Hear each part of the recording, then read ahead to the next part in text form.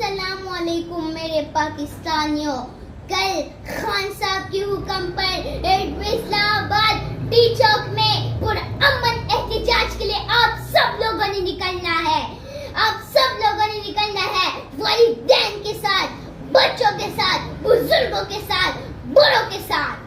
یہ جنگ حقیقی آزادی اور ڈاکٹر غدار سے حقیقی آزادی لینے کے لیے ہے, عمران خان کو جیل سے رہا کرنے کے لیے ہے, آئین اور قانون پر عمل کرنے کے لیے ہے. آپ سب لوگوں نے کل ڈی چوک پہنچنا ہے.